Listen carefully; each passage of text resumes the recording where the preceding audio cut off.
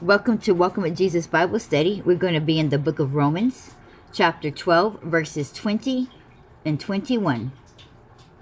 Therefore, if thy enemy hunger, feed him. If he thirst, give him drink. For in doing so thou shalt heap coals of fire on his head. Be not overcome of evil, but overcome evil with good. And I'm going to repeat that. Therefore, if thy enemy hunger, feed him. If he thirst, give him drink. For in doing so thou shalt heap coals of fire on his head. Be not overcome of evil, but overcome evil with good. You know, we all don't mind feeding the hungry when it comes to a homeless person or someone we know, a neighbor, or a child that we see starving. We'll help the needy in a heartbeat. But when it comes to see our enemy suffering, most people boast and gloat and laugh and think it's great because they are our enemy. But God says that we are to love our enemy. We are to love our neighbors as ourselves. So we are also to love our enemies almost as ourselves.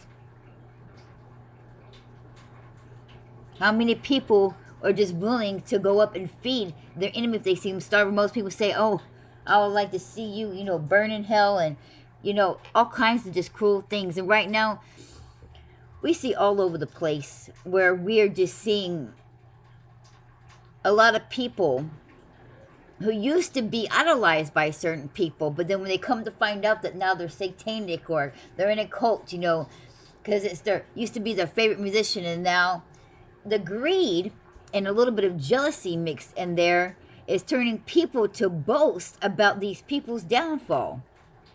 I knew they was evil. No, see, that's a little bit of jealousy because now you're trying to make it, compensate for the fact that you never made it that big or that famous. And so now you're happy that it turns out they were this evil person to justify your greed and a little bit of jealousy when you used to idolize that person. It's sad. You see many people exposing churches and certain people, and they're boasting and gloating about it. One of the verses in the Bible actually says, do not boast, do not laugh when your enemy falls. For you are called to pray for them and to turn them back to God. See, that's not, when you are to correct and to expose, you're supposed to do it in love and in kindness. You're supposed to show how it is evil so that many people do not fall down that same path or do not go down that same path. And you're supposed to give them the truth. You're supposed to give them God's love. And then you're supposed to pray for them that they turn away from their evilness, because God wishes for none, not one soul, to perish in hell. But there's too many so-called Christians that is boasting and gloating when the enemy falls. We're not supposed to do that.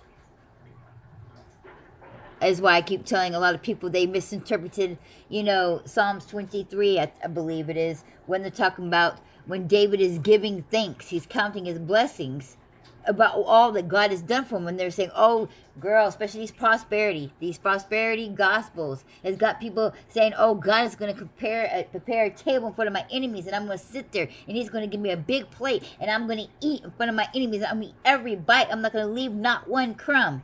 Woo, that is not scripture. The having the table in front of my enemy is in a scripture, but it's not the characteristic of what Christ has taught us, what the scriptures is telling us to act and to behave. That is bloating, that is all kinds of everything against what God had just told us not to be and how to be towards our enemy. We are undoing every lesson that God has ever changed in us, so we're not like the world and being greedy and selfish. That alone right there just took you right back to the beginning. We are to care for our enemies. We are to pray for our enemies.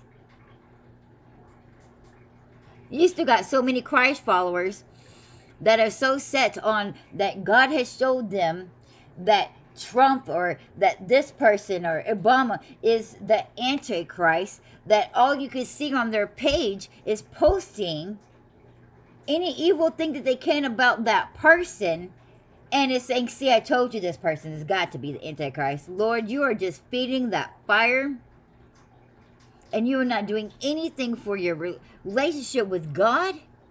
You're not building up God's kingdom. You are actually being no better than a person of this world.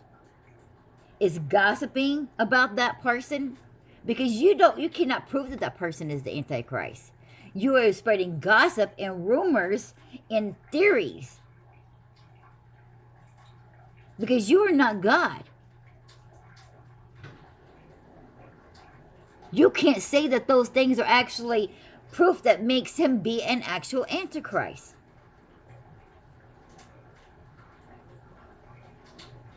And I have a feeling people are going to be very sad when they realize that Antichrist isn't actually a person, that it's a whole nation that has come together. I'm just saying. I don't know, but you just got to read the word for yourself. I mean, read the book of Revelation. But anyway, but I'm just saying, people just feed too much into it. They're feeding the fire of evilness. You are now stirring more evilness, more hatred into your spirit than you are the gospel and love to people. You're doing everything that God had asked you not to be. People get so caught up, they don't realize that they're being just like the people that were, they're acting just like their enemy. We are called to be separate from this world. We are called to not act like the enemy. And when you do evil for evil, you are going back to the Old Testament where they were saying it was an eye for an eye. But Jesus came and said you are to turn the other cheek. Doing the very opposite that Christ has called and asked us to do. There's not enough love, and people don't understand the true meaning of love. They really don't. They're all caught up in their feelings and emotion, and love is not a feeling. It's not an emotion. It is an action. It's something that you do.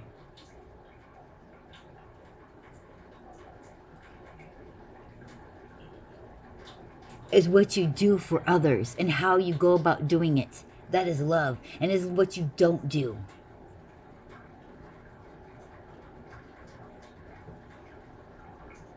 You can very much tell who loves you by what that person does and do not do for you.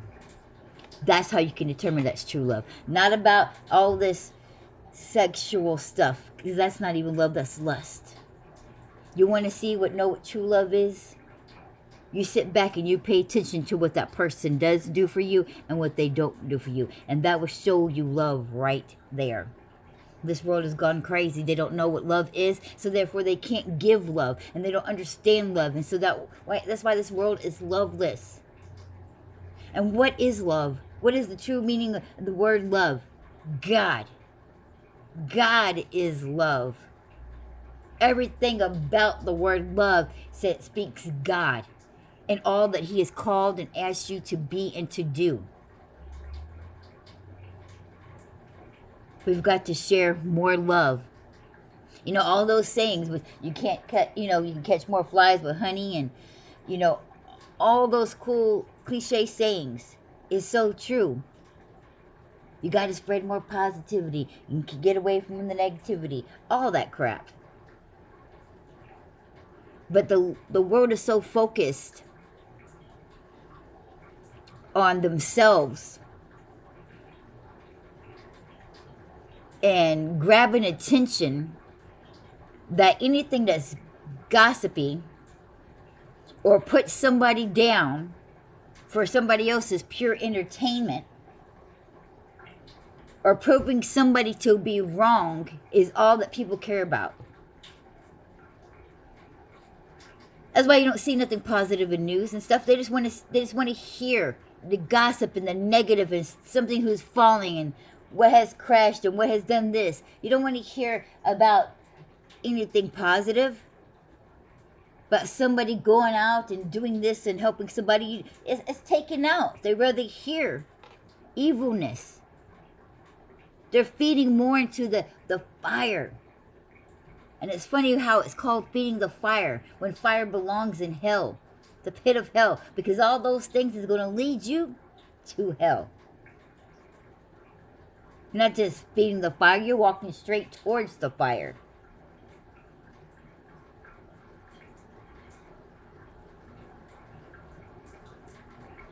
In actuality, if you want to sit here and be a Christ follower, you really shouldn't have no enemy. Because your enemy should become somebody that you love as yourself, as Christ does. Of course, the world is going to be our enemy because they're out against us. They're against us. They're on the wrong team. But how many, when you sit there and pray for that enemy, I bet you if you constantly, after about a month and a half of praying for that specific person, every day praying for them, I bet you they would not be your enemy no more. Whether they still like you or not, they would no longer be your enemy. So as a Christ follower, you should really have no enemy but the evil one itself.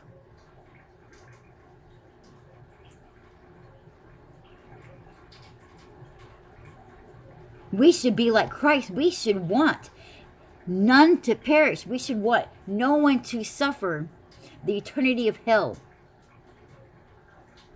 We have one goal, and that is to do God's will and to build up His kingdom.